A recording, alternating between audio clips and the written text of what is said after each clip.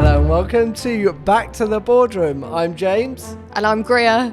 And we're straight into it. Episode 1 of the new series of The Apprentice in Hong Kong. How good would it be if they flew us out to Hong Kong as well? They flew out Lord Sugar, Baroness Brady and Tim were there, and yeah, the surprising 2 extra candidates. I thought those 2 coming in was a bit underwhelming, but... It was, I guess, because you already had insider knowledge. Yeah. We had our eyes on the candidates and we kind of knew it if you listened to our preview episode. Yes, and if you haven't, please do already, because we go through all of their business plans, not comprehensively, but we tell you what they're about. So maybe you get a bit more context from the show as you watch it. We also have some predictions to do and also some to already go over. I cannot wait for that prediction section in this episode. And if you have listened to that first one, it is clear why. Diving right into it, episode 1. And of course, it is the famous 9-item challenge. So this time they're in Hong Kong rather than somewhere in the UK. But they have a list of 9 items with loads of resources such as brochures, maps, so on. And they have to basically plan a route, plan where they want to go, negotiate for the good prices. And then normally this includes sprinting to a finish destination. Which was quite impressive this time. They had a very impressive final destination. I didn't like the idea of sprinting up those steps, especially if you're having to wear a business suit and heels or something. That's just the worst. But yeah, a very impressive destination. I like the whole overall look of running around Hong Kong, all of the bright lights and the big skyscrapers. I was like, this makes a nice change. It's taken The Apprentice up a notch. Absolutely. And I don't know about you, but I don't think I could run up those steps in 5 minutes. Oh, no, absolutely not. It would have been daylight, then I would have started going up the steps, and that's when it would be nighttime. Forget about forgetting where the driver is. I just don't think I would have made it up the steps that fast. So, shall we go through some of our top moments of the first episode? I've, as always, written down some quotes. I think it started off quite well. Boys v girls, we don't have team names just yet, but I'm sure they're going to be terrible when we do get them. But it obviously is that time where people try and put themselves forward. They want to look good. And I enjoyed that Levi put himself forward because he can read a map. That was his expertise that he wanted to put forward to the team. And I thought that was great. And then on the other side completely, Georgie put herself forward. And then from the question of what about your geography skills, she was no longer considered. No. Although really, geography skills, okay, a bit of map reading, but she wasn't going to be the only person to get the map out and work out where they were going. So I thought, I don't know, maybe she wasn't giving off, business acumen from that starting position. But she also said something that was interesting, which I think is completely just against the Apprentice ethos. When she was wanting to be project manager, she said the line, "None of us are in competition right now. Have you seen the show before? You're always in competition. Even when you're in the house, you're always in competition." So I feel like she needed to get her head in the game a bit earlier. Maybe she was just enjoying the vacation in Hong Kong. Yes, maybe so. And because it's the first episode, I want to focus some of my best moments on the start. So, where Lord Sugar looks at the candidate's CVs. So I think he had something about turnover versus profit, someone not understanding that. Pet in a pot was mentioned. Yes. I don't think that's the actual business name. Oh, I hope it is. And he made some sort of joke about delivering to the person who has a midwifery degree. That is very true. And he also asked the cocktail maker whether he had a cocktail called Tax on the Beach, because he also works in finance, or is an account manager, which I really liked. Yeah, that was good. And obviously it wasn't complete without a few jibes at Liz Truss and Arsenal as well. Got to get that in there, classic Lord Sugar. One of my best moments from the whole thing is when the boys' team went to buy their golden pineapple and got absolutely swindled into buying a gold pineapple bit of paper. I loved that. It was my favourite thing. They trusted that shopkeeper blindly and were like, yes, that is exactly what we're after. And no, they came back with the wrong thing. At least they only spent $38 on it. Oh, yeah, $38 on some paper. Excellent.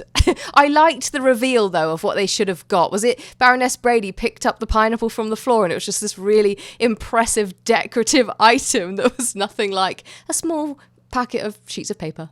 That was great. Also, a great moment was when one of the girls' teams couldn't find the water taxi and they were going very much into some sort of construction site with guard dogs. Yes, a boatyard. That was great. I know that Georgie or Georgina, she has had quite a memorable episode for a few reasons, but I think one of the stranger negotiation tactics is saying that we'll come up with a song for your business. We hate it when they do a song on here. But weirdly, it worked. And then Karishma went in and said, actually, can we have it for $700? And because of the song again, they got that discount off. Madness. I don't know whether at that point they wanted them out of the store. Possibly. Yeah. But still, yes, a good discount from the original price. My final top moment has to come from the boardroom when I think it was Georgie and someone else, I can't remember the name, I'm sorry, was talking about how they got the sale or something, and they were really telling the story, and Lord Sugar was like, get to the point. And then even after that, I'm sure one of them said, can we not tell you a story? And he was not impressed at all. I think he even said, this is not a joke. He did. I love that. He was quite angry in that boardroom. I think he was like, do you know how much budget has gone on this first task? And you couldn't find hardly any of the items. So I did quite enjoy that bit of angry Lord Sugar there. Yes. So that sums up our top moments from this episode. And now it's time for the dreaded elevator pitch. So if you're a new listener to Back to the Boardroom, this is the moment when we take on a task ourselves.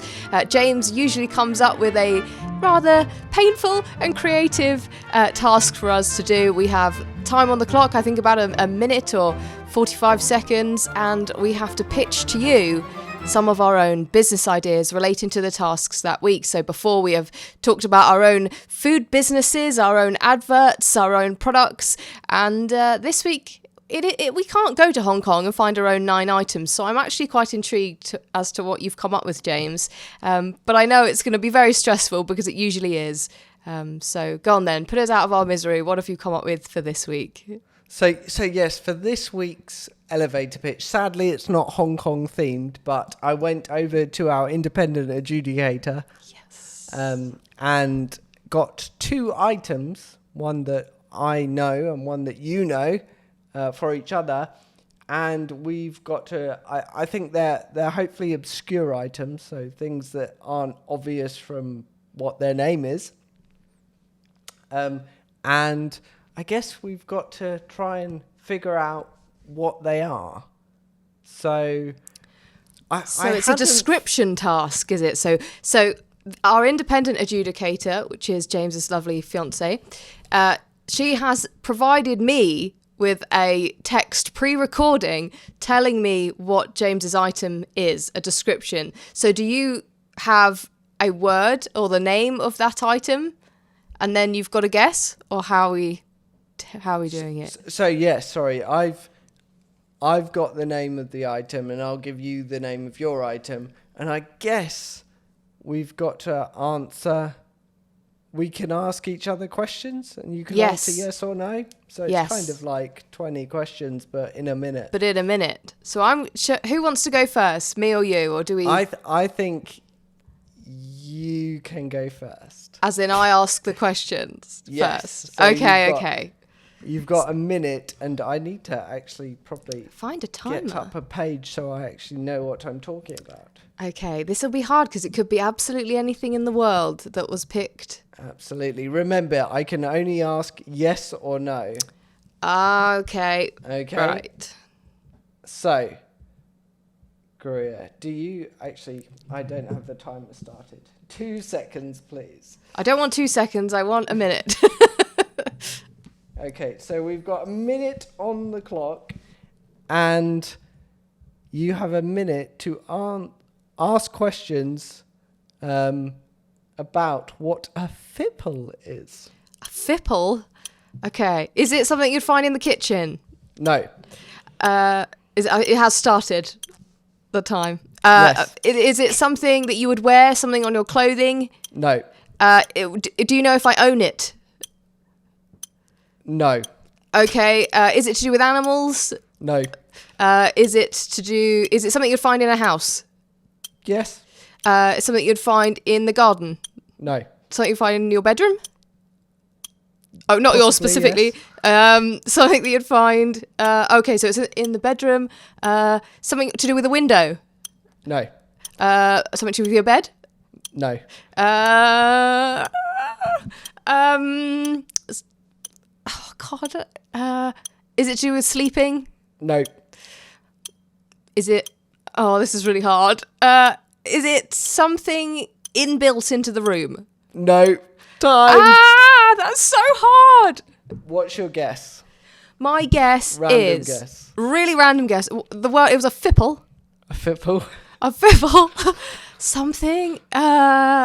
Okay, a random guess is it's something to do with a lampshade, a light. Yeah. I'll put you out of your misery. So this is what Wikipedia says. Fipple specifies a variety of end-blown flute that includes the flageolet, recorder, and tin whistle. So it's really nothing to do with the bedroom. I mean, you said, could it be in your bedroom? And I was like, yes, you could keep a like recorder in your bedroom. That was what was throwing me off, because I was like, right, thinking what was in my room, but if it's not to do with clothes, the bed, okay. I believe it's specifically about the mouthpiece. Right. But I'm not a fipple expert, so... Well, neither am I, apparently. Wow, that was hard, but okay, a good one. I hope you do equally as badly as I have just done. Let me get the timer up. But am I correct in thinking you don't have my word? I don't have your word. I have the answer. Let me read the answer quickly. You might want to search for it, maybe to... I've got a comprehensive dictionary definition. Oh, okay. Well, not dictionary definition, but I think it's enough. Here's the paper. It's not I love this. So you haven't seen it, because I was thinking you would know your word. You've been sat there ruminating on it, but actually it's all properly done. Look at that. Okay, if you want to see James's reaction opening the bit of paper, and indeed the bit of paper itself, you can watch Back to the Boardroom on YouTube. The link will be in the show notes of our podcast. So, do you want to have a look at your word, and then I will set the timer? Okay, so the word is... It's a Zarf spec cardboard. Oh, okay. Nice. Zarf. You have 1 minute on the clock to ask all about a Zarf. Go. Is it some sort of stationary item? No. Could you carry it? Yes. Is it light? Yes. Is it made of cardboard? Yes. Wow. Is it something you play with, like a game? No. Is it something used in the work? I mean, you can use it at work, but I wouldn't... Oh, some people use it for work. Is it to do with making clothes? No. Is it to do with cooking? No. Is it to do with office work? No, but you might find it in an office. Is it like similar to a beanbag? No. Excellent question. Is it... Time's run out. I absolutely, I think my top moment of this podcast is it similar to a beanbag? and I know it's a cardboard beanbag. I love that. That's made me cry a little. Okay, a zarf. My guess is it is something you like a paper plane. Okay. Okay. I love where your mind goes. Like a paper plane. So, unfortunately, you are wrong. A zarf is, in fact, the cardboard sleeve that goes round a coffee cup to keep your hands from being burnt. No way. So I know. You said it's to do with cooking. I wanted to be like, no, but it's just some sort of food and beverage. Oh. Okay. Well, there we go. Had no idea. Excellent. That was the elevator pitch for this week. Humiliation over. Thankfully. But I'd be intrigued. If you knew what a zarf or a fibble was, please do let us know. Don't lie. Please tell us. Because they were both difficult. Very difficult. Indeed. I think now's the time to plug the number. Okay, so if you knew what a zarf or a fibble was, let us know. Or if you have any ideas for future elevator pitches, or you just want to say who you think did the best this week, then you can message us on WhatsApp or leave us a voice note and we might play it out on the show to 07379 171 890. We eagerly await your correspondence. Obviously, yeah. I won't actually know until the show because Greer's not going to tell me. Yeah, I'm in charge, I guess, of filtering through the WhatsApps. So, if you think of anything particularly funny that you would like me to spring on James through the podcast, then send that as well. We're open to most things within reason. Now it's time to go back to the boardroom for the first episode and first time in this series, and it is also another first. It's the first international boardroom that we've ever had, and I must say the Hong Kong boardroom looks much better than the UK one. Surely. It looks pretty nice. Lots of those full glass window panes where you can see the nice weather, I guess. Yeah, definitely. I just thought it's so much better than that dark, sort of dingy set that it definitely is in the UK. It made the whole Apprentice look even more impressive.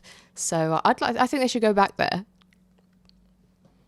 Yes, I think it's definitely a location we want to revisit. And as you said earlier, if they want to bring us there, we'd be happy to come. Yeah, absolutely. So it was a bit of I was going to say a frosty boardroom. No, that's even too small for what it actually was. Lord Sugar was annoyed. At one point, he said it was a bloody disgrace. He was very angry. Exactly, yes. So I believe the boys' team got 3 items correct, the girls 2, and the boys bought an additional item, obviously the infamous golden pineapple paper, which was their 4th but incorrect item. So the boys won by quite a substantial amount, just under $3,000, pretty much because of the fines. But it was interesting, though. This is one of the first times. I appreciate they're abroad, so the treat may be just to be out there. But they just got sent home. Or they're not even home. Just got sent away to this restaurant that we find out later. But no treat. But they weren't allowed to celebrate either. Lord Sugar got annoyed that they were like, yes. Don't celebrate, though, he said. So, yeah, very angry first boardroom. Yes, not a good start at all. And, it's quite an interesting one, right, for the first episode. Definitely. And I think what was sort of a new thing is Lord Sugar asked, Nikki to choose 2 people on her side, and then Georgina to choose 2 people to bring back in from her sub-team, which I don't think we've seen. And it was quite an interesting reaction. Nikki was kind of the usual project manager on the first time, saying she was brave to put herself forward, but then everything was blamed on her, even though she caused them all to be late for several hours and it got dark. But Georgina, she was quite different. She sort of got a bit upset. She was visibly upset, bringing anybody back in and apologising, which is not really a response that we've had, especially not this early on.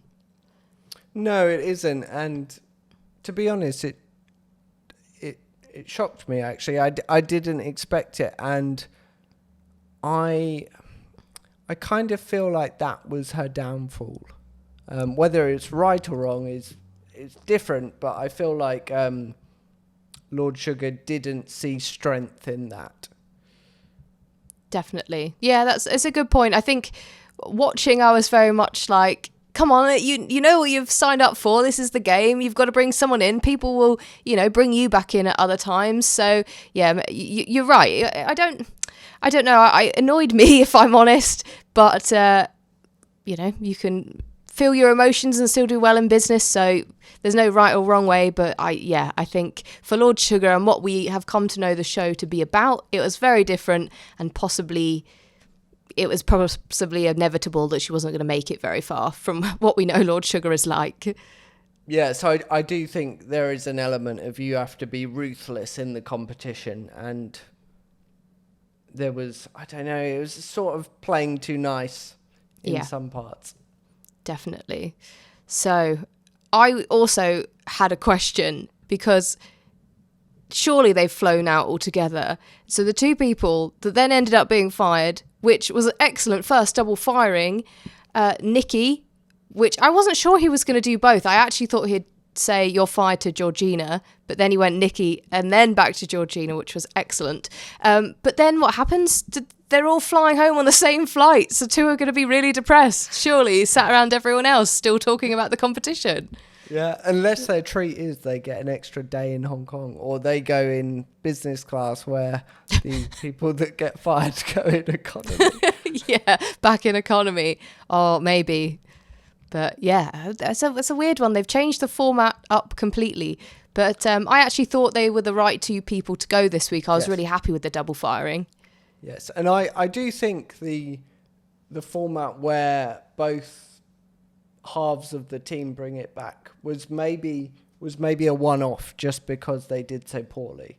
Yeah. And there were so many people. So really, they have bought 20, but it's evened it out a bit more going in. So it's just sort of, now it's the 18. We did wonder how many double firings they were going to do, because they still got the same amount of episodes. So maybe this was, we'll have the shock of 20, but you've got to get rid of 2 straight away just to make it work properly. But yeah, great TV for us to watch. Definitely. So I wanted to ask you as well, something that we talk about every year is Lord Sugar's secretary. Yes. And she had quite a defining role, actually, in this episode, I thought. Well, do we know if it's the same secretary in 2 locations? Because I'm pretty sure we very rarely ever see the secretary, head on. Yeah. Actually see their face. And we did in the Hong Kong part. Did you notice, though, the secretary in the UK was indeed working on Excel, and they had a nice formatted table with targets 2026 on the computer. So someone's obviously prepared that, because it is definitely not 2026 when the secretary is doing that work. That is very true. That is good sort of spotting that. I didn't even notice the Excel, but I liked that the secretary, or whoever the international secretary is in Hong Kong, she was full on facing the camera, mobile phone stood up, defining role. That's like, she hopefully would have got paid quite a bit for that. It's a line part. Yes, absolutely. So we're already mixing it up with the secretary in episode 1, so if that's a sign, it's of good things to come. James, is it time to revisit some of our predictions that we made in the first episode, meeting the candidates? But then at the same time, we might need to make a few more now we've seen some of the candidates actually in action. Now, I'm really excited to talk about the previous predictions we made in the Meet the Candidates episode, because one of mine has already come true. Yes. Indeed. So we'll quickly recap what we did. So the winner and the runner-up for both of us are still in, although you picked Andrea for the winner and I did for the runner-up. And I don't know, she was probably on the fence of nearly going maybe this episode, so maybe not a strong start.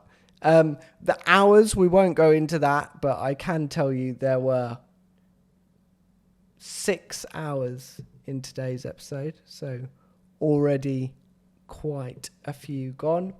But the most important thing, which I think you want to cover, is the prediction of the first firing. And I believe you said Georgina. I did. This is why I was partly very happy about the double firing, because Nikki had gone. I was like, please, no, I think I said out loud, please fire Georgina so I could be right. I mean, I hate to burst your bubble, but on a technicality, it is actually the second firing, because the first firing was Nikki. It's the first week, James. Don't steal my thunder, please. Oh, do I still get a point? Are you going to out... No, I can see you looked up at the ceiling then, saying... we maybe award half point. Oh my goodness. Just because you didn't pick somebody that got fired. Who did you pick? I picked Megan. Ah, okay. I don't even know if she got brought back. I don't even know who Megan is. She was so quiet. There's a few of them.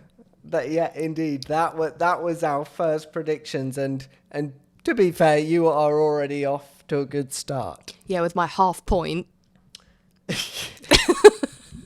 With your half point. So I am going to do a couple of predictions this episode, and we'll do a few more next episode, just to give us a tiny bit more time to figure out who we think things are going to be. So I'm not going to ask you for another winner or runner-up until after next week's episode. However, I do have 4 predictions for you. Okay. So these are predictions for a certain candidate. So we've got best salesperson, worst project manager, the candidate that's been carried most by Team Luck, Ooh, and the best boardroom survivor. So someone who keeps repeatedly talking themselves out and somehow stays in. Okay. Which one are we going to do first? So we'll start with best salesperson. Okay. Oh, it's really hard. The person that did well in this episode with the sales and the negotiating was Karishma. She was quite good getting that discount down to 700 with the help of the song. So she is one to consider. Or do we look at somebody who has sort of a sales background? You know what? Karishma was good, but I might still stick to their bios and go with Priyesh, who is the account manager and cocktail maker. So he's going to be my prediction. So for my best salesman, I have got a good feeling that Rajan, the pharmaceutical sales specialist, is going to be a good salesperson. It's in his job title. Exactly. Who also does AV installations. Just on the side. Exactly. So we move swiftly on to worst project manager. Okay, worst project manager. This is hard because it's a hard position being project manager in the first place. But I am going to say that I think the worst project manager will be... I'm going to say Carrington. Carrington, okay. The online loungewear business owner. Yes. Okay, for my worst project manager, literally from nothing else other than he diverted from the plan pretty quickly as sub-team leader, it's Levi. That's quite a good shout. I should have considered more about what was going on in this episode rather than their business plans. I was just thinking loungewear, relaxing, not on the ball, no real thought behind it. But we will see That's the fun of the predictions. Absolutely. So, candidate that's carried most by team luck, Greer. What are your thoughts? Okay. Team luck. I like the phrasing of that one. I'm